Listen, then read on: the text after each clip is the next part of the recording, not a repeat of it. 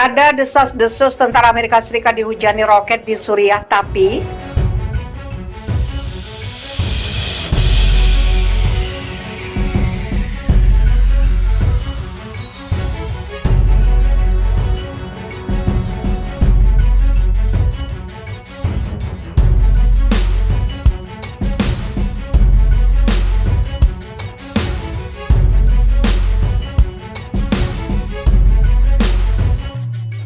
juru bicara koalisi pimpinan Amerika Serikat Kolonel Wayne Maroto membantah desas-desus dan klaim serangan pada Minggu 4 Juli yang menargetkan pasukan Amerika Serikat di Suriah. Tidak ada kebenaran dalam laporan bahwa pasukan Amerika Serikat di Suriah diserang oleh roket hari ini, beber Kolonel Maroto. Dugaan insiden itu terjadi seminggu setelah serangan serupa oleh kelompok-kelompok pro-Iran yang menargetkan daerah yang diyakini sebagai lokasi markas tentara Amerika Serikat di Suriah Timur. Sebelumnya, di malam hari laporan dari penduduk setempat mengatakan roket atau RPG atau beberapa amunisi lainnya telah digunakan untuk menargetkan pasukan Amerika Serikat di dekat ladang minyak Al-Omar. Associated Press dan lainnya melaporkan kejadian tersebut. Namun koalisi yang memiliki ratusan tentara di Suriah Timur mendukung pasukan Demokratik Suriah menolak klaim tersebut. Nafisa Konafat dari BBC mentweet bahwa koalisi mengatakan sebenarnya ada 100% ketenangan dan itu semua adalah propaganda. Propaganda tersebut melayani agenda pro-Iran di seluruh wilayah yang menggambarkan Amerika Serikat sedang diserang. Ini bukan pertama kalinya disinformasi digunakan untuk mengklaim bahwa kelompok pro-Iran telah menyerang fasilitas Amerika Serikat. Bahkan kelompok dan jaringan media yang sama yang terkait dengan mereka juga telah mengeluarkan laporan aneh dalam beberapa bulan terakhir yang menargetkan Mossad di Irak.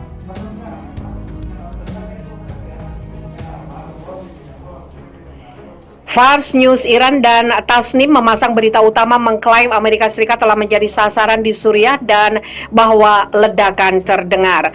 Yang lain memasang gambar online asap saat senja yang diduga berasal dari Suriah. Tidak jelas apa yang menyebabkan asap tersebut. Serangan 23 Juni yang diduga terjadi di Baghdad juga dikatakan sebagai disinformasi. Serangan pada 29 Juni setelah serangan udara Amerika Serikat di Abu Kamal menargetkan fasilitas drone pro-Iran adalah serangan nyata. Serangan itu terjadi setelah serangan lain dengan pesawat tidak berawak di Erbil di Irak, bagian dari ancaman pesawat tidak berawak yang lebih luas dan berkembang di Irak oleh kelompok-kelompok pro-Iran.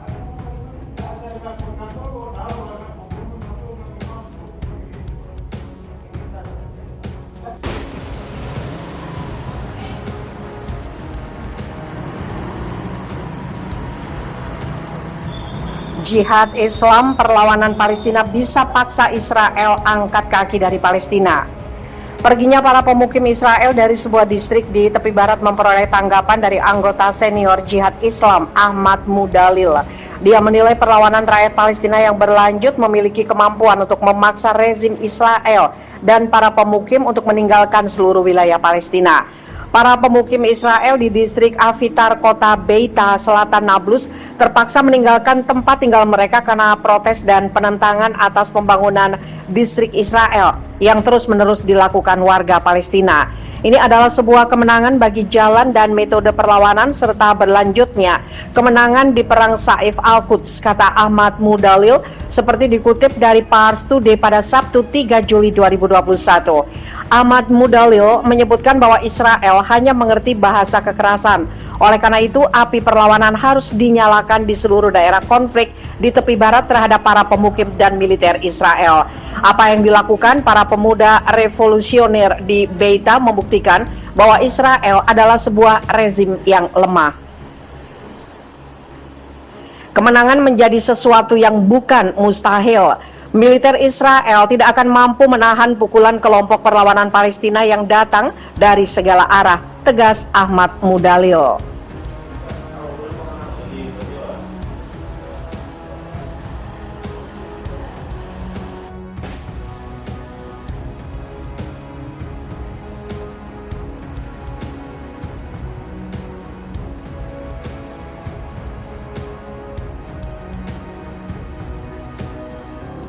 Presiden Palestina Mahmud Abbas dituntut mundur dari jabatannya.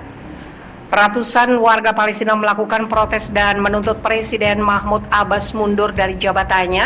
Protes tersebut dipicu kematian seorang aktivis di dalam tahanan pada bulan lalu. Dilansir AFP Minggu 4 Juli, aktivis tersebut diketahui bernama Nizar Banat. Ia tewas setelah pasukan keamanan menyerbu rumahnya dan menangkapnya dengan kejam. Protes dilakukan di Ramallah yang merupakan tempat otoritas Palestina pimpinan Abbas bermarkas. Dalam aksi protes, kerabat Nizar Banat berada di garis depan. Selain itu, ibu Banat yang berkabung juga disebut ikut berada di lokasi dengan mengangkat potret putranya.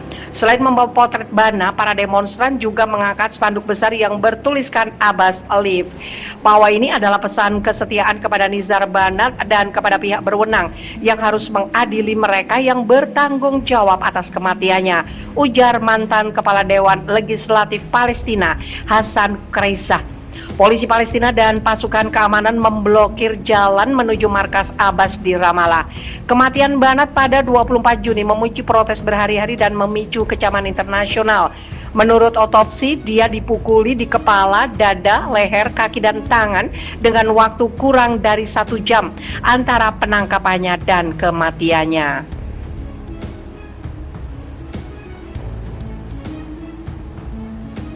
Sebelumnya, di malam hari laporan dari penduduk setempat mengatakan roket atau RPG atau beberapa amunisi lainnya telah digunakan untuk menargetkan pasukan Amerika Serikat di dekat ladang minyak Al-Omar.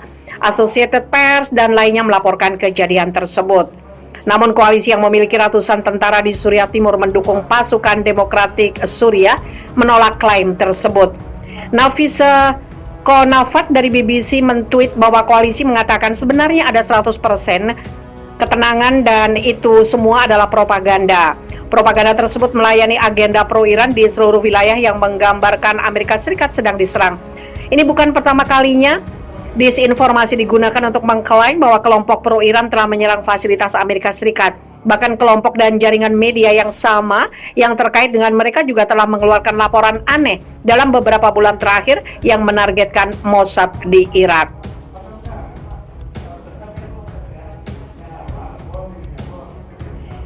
Fars News Iran dan Tasnim memasang berita utama mengklaim Amerika Serikat telah menjadi sasaran di Suriah dan bahwa ledakan terdengar.